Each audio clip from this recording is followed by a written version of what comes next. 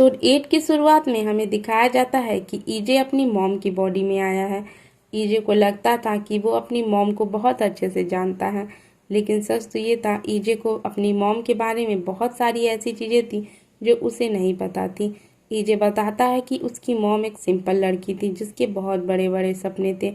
फिर उनकी शादी हुई और उनके लिए उनकी फैमिली ही सब कुछ बन गई। अपनी फैमिली के साथ बहुत ज़्यादा खुश थी, लेकिन किसी एक्सीडेंट में इनके फादर की डेथ हो जाती है जिसकी वजह से घर का सारा भार उसकी मॉम पे आ जाता है। लेकिन उन्होंने अपने ज़िंदगी से कभी हार नहीं मानी और वे ईजे को अकेले ही काम करके बड़ा करती हैं। जब ईजे को बुखार होता है तो वो काम से आती हैं और ईजे को अपनी पीठ पे बैठा के हॉस्पिटल ले जाती हैं।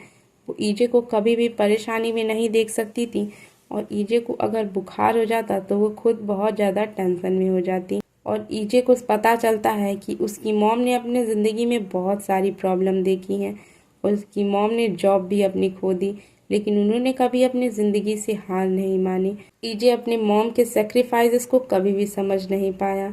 जिस दिन ईजे सुसाइड कर रहा था उस दिन ईजे की मॉम हॉस्पिटल में थी और वो ईजे को बार बार कॉल कर रही थी, लेकिन ईजे ने उनका कॉल नहीं उठाया।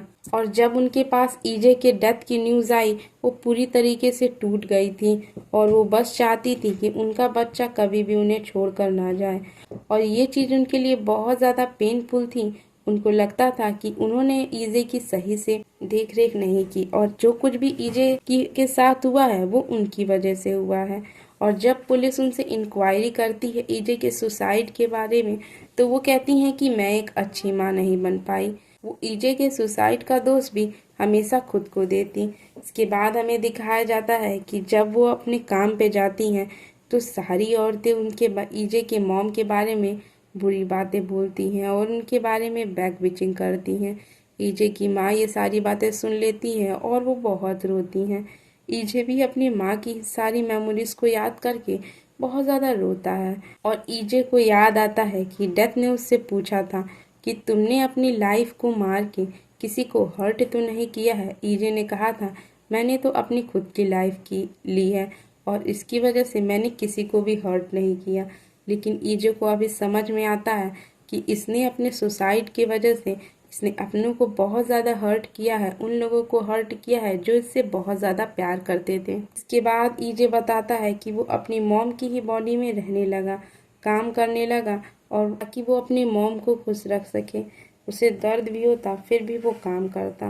वो देखता है कि उसकी मॉम ने एक पासबुक में उसके लिए बहुत सारे पैसे जमा करके रखे हैं और ईजे की मॉम ये पैसे तब से जमा कर रही हैं जब ईजे बहुत छोटा था। ईजे की मॉम जब भी ईजे के मेमोरियल पे जाती तो वो यही कहती कि बेटा मुझे माफ़ कर दो, मैं तुम्हारी अच्छी मॉम नहीं बन पाई।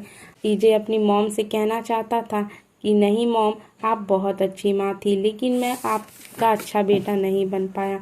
लेकिन ईजे की ये बात उसकी मॉम तक नहीं पहुंच पाई। उसके बाद ईजे को याद आता है कि एक बार ईजे ने अपनी मॉम से पूछा था कि मॉम आपकी विश क्या है। उसकी मॉम ने कहा था कि बेटा मैं तुम्हारे साथ माउंटेन पे जाना चाहती हूँ। ईजे अपनी मॉम की लास्ट विश पूरी करने के लिए माउंटेन पे जाता है। वो अपनी मॉम से सॉरी कहना चाहता था लेकिन उसकी बातें उसकी मॉम तक पहुंच ही नहीं रही थी।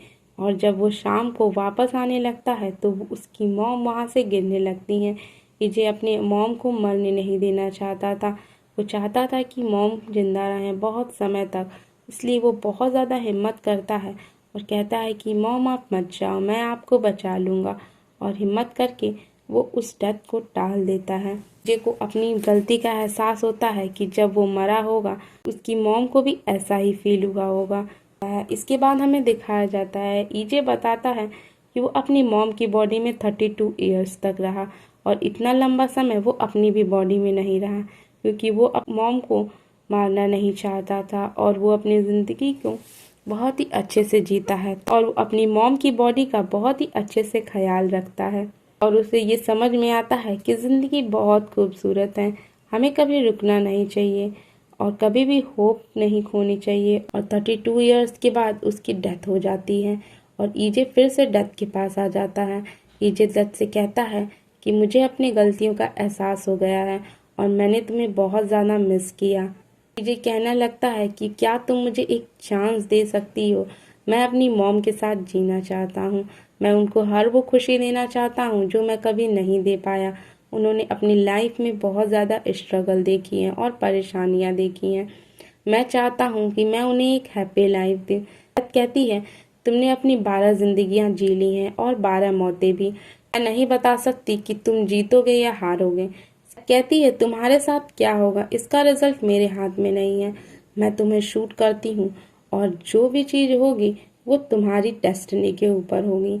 और डेथ ईजे को फिर से शूट कर देती है और हमें फिर से वही स्टार्टिंग का सीन दिखाया जाता है जब ईजे सुसाइड करने के लिए टेरेस पे खड़ा था।